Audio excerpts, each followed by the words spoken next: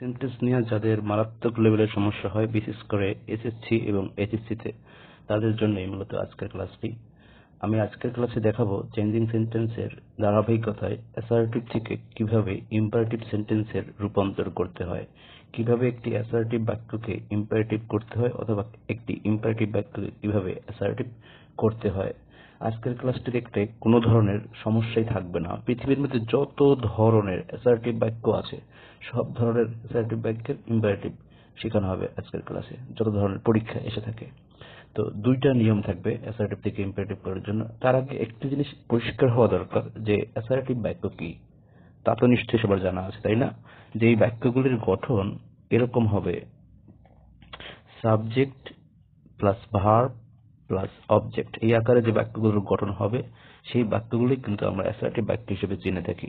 না চিনে থাকলে ভালো করে বুঝে নেন অ্যাসার্টিভ বাক্য। ওই যে অর্থ অনুযায়ী বাক্য 5 প্রকার, অ্যাসার্টিভ, ইন্টারোগেটিভ, ইম্পারেটিভ, অপারেটিভ এবং এক্সক্লামেটরি। ঠিক আছে? সো অ্যাসার্টিভ বাক্য মানে হলো বিবৃতিমূলক বাক্য। তাহলে এরকম একটি বাক্য আমি লিখে দেখাই আপনাকে, যেমন ধরেন আই লাইক ফ্লাওয়ার। ওকে, আমি ফুল পছন্দ করি। এটি হলো সাবজেক্ট, এটি হলো ভার্ব এবং এটি হলো অবজেক্ট। এটা হচ্ছে অ্যাসার্টিভ বাক্য। এই অ্যাসার্টিভ বাক্যটা কি আমাকে আসলে মানে ইম্পারেটিভ বানাতে হবে।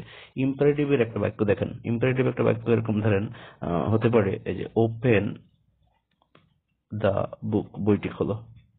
ওকে, এখানে কিন্তু ইউ সাবজেক্টটা গোপনে আছে, গোপনে, এটা কিন্তু দেওয়া থাকে না বাক্যের মধ্যে, গোপনে থাকে। ঠিক আছে?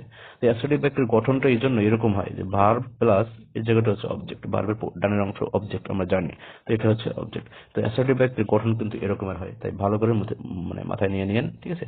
তো আমরা অ্যাসার্টিভ থেকে ইম্পারেটিভ করা শিখছি, মাত্র দুটি নিয়মে আমরা এই কাজটি সমাধান করে থাকবো। আচ্ছা, প্রথম নিয়মটি হলো সেকেন্ড পারসন যুক্ত বাক্য। সেকেন্ড পারসন কি?